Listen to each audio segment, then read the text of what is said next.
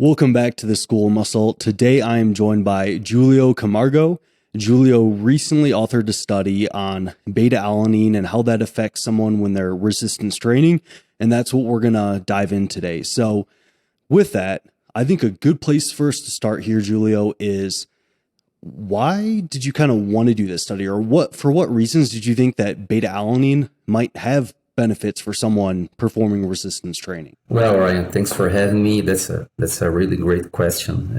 I'm a researcher, and I'm a personal trainer. I still have clients that I coach, and I always really like enjoying researching about supplements for muscle hypertrophy, muscle training outcomes. And there is scarce research regarding beta alanine, especially for muscle adaptations.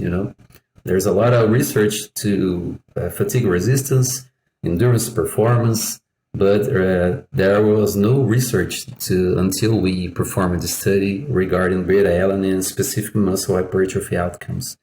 And that's what led us to design this specific study and to implement the study itself. And when it comes to beta alanine, is there like a mechanism of how it works on why you might think it could benefit someone that's going through resistance training? Sure. Well, let's first of all, we need to explain what is beta alanine and its physiological role.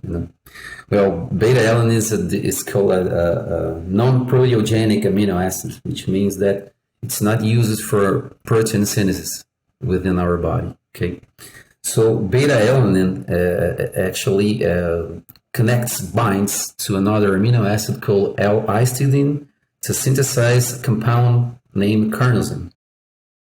And why is carnosine so relevant? Then we perform high intensity exercise just as resistance training schedules. The amount of acidosis within our muscle increases. You feel that burn during the workouts. That burn means that pH levels are falling, are low. And our muscle fibers cannot produce enough force to continue the exercise in this specific environment. So we need to control these pH levels in order to continue to produce muscle force and to maintain a certain level of muscle performance throughout the intervention, throughout the exercise. So carnosine is called a physiological buffer, which means it helps to control the skeletal muscle pH levels. So beta alanine is the rate limiting of synthesis of carnosine muscle carnosine content. So if we provide more beta alanine, we can synthesize more muscle carnosine content, and this will lead to more control of the pH level within the muscle, and we can expect that it would lead to increased performance. So if an individual is able to control better the pH levels within the muscle, he can produce more force, he can perform better, he can support more training load or more training volume. And this theoretically would lead to a higher muscle adaptation, muscle strain increase, muscle hypertrophy increase. Well, kind of makes sense thinking about this physiological rationale. Perfect. I think that sets things up perfectly for why there's this mechanistic rationale for why, physiologically speaking, beta alanine may benefit someone performing resistance training. So I think from here, a good place for us to go is, how did you guys kind of decide to test whether beta alanine actually does seem to improve resistance training? Sure. Firstly, with our main outcome was indeed muscle hypertrophy. Because no study had ever accessed this specific endpoint. And then we decided to recruit only resistance training individuals because the physiological, how can I say, physiological space to present increases in muscle performance and muscle adaptations is lower in resistance training individuals. So it would make more sense. They would benefit more by supplementation. And we recruited those individuals and we exposed them to an 8-week intervention period with 6.4 grams of beta alanine per day. And we accessed muscle hypertrophy to muscle thickness by ultrasound measurements, muscle strain through 1RM tests, and also muscle endurance. And when you say resistance trained, was there certain like qualifications that made someone be qualified as resistance trained, or what did you kind of look at to determine if someone was resistance trained or not? Oh, that's a really great question, right? We basically adapted two factors, okay? The first was the training period. Individuals should present at least 1 year of uninterrupted training experience, you know.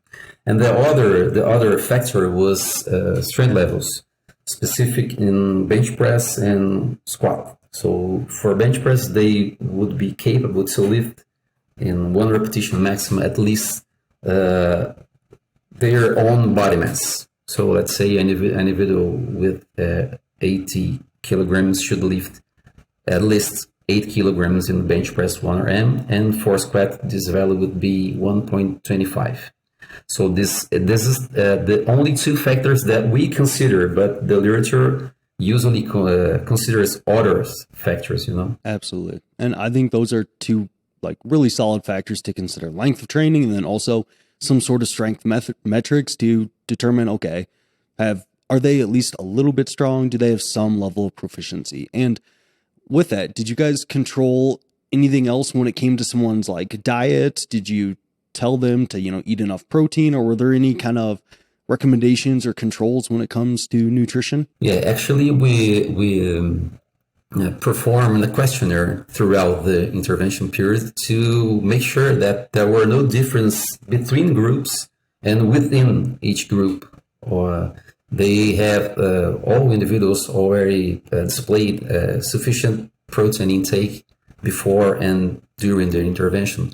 So we did not make any intervention directly in their nutrition habits.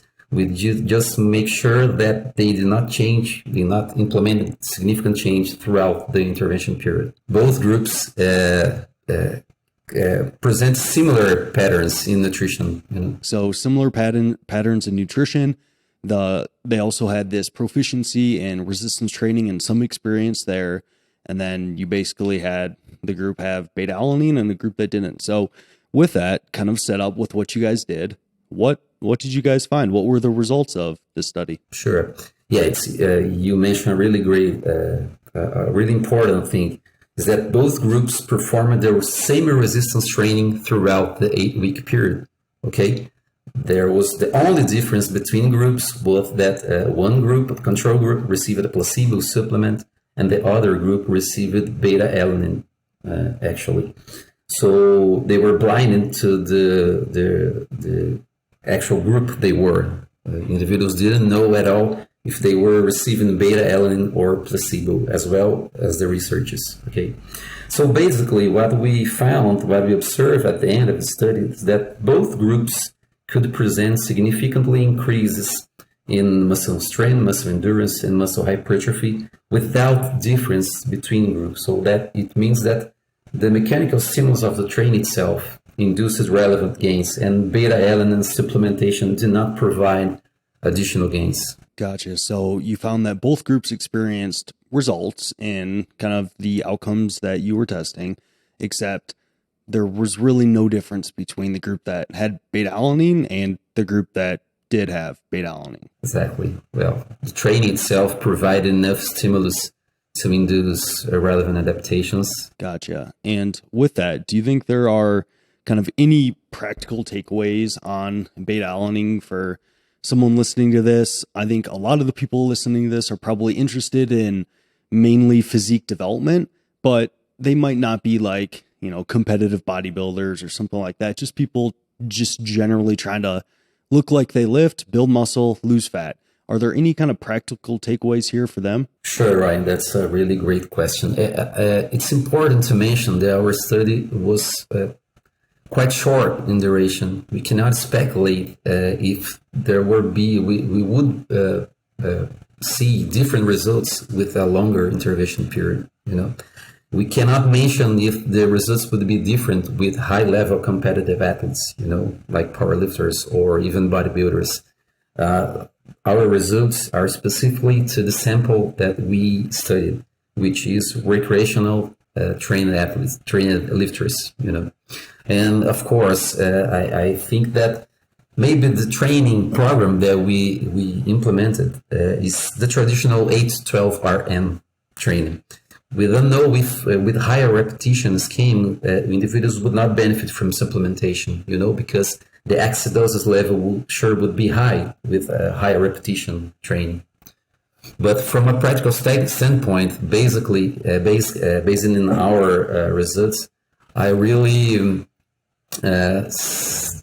say that save our money for other supplements as creatine or a great protein powder or even a personal trainer right now. Yep, absolutely. And I think you made a couple of really good points there to where the study is specific to the population you guys tested. And that kind of leads me into maybe more of a side question here. If someone were, say, performing higher repetitions, say in that 20 to 30 rep range, or maybe they're a bodybuilder doing a bunch of drop sets or more kind of more pump focused style training to where it's kind of higher repetitions, lower rest time, stuff like that.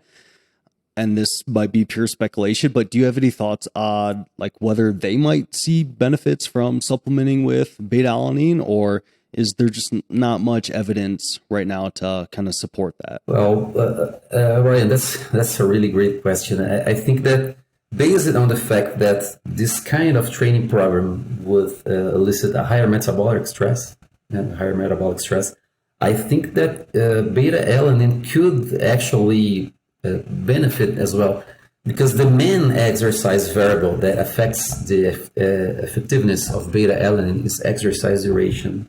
Okay, so it seems that exercise lasting at least 1 minute or 40 seconds, 1 minute to up to 4 minutes are the exercise protocols that most benefit with supplementation. So this kind of training that you mentioned with drop set and giant sets, etc., higher repetition training, I'm really curious to see a study implementing this training program, and maybe we can speculate that the results would be other as well. Yep, I think my speculation would be that if there were a practical application to people just looking to build muscle and resistance training recreationally, that it probably would be potentially in those kind of drop sets, giant sets, those longer duration sets that are lasting a bit longer.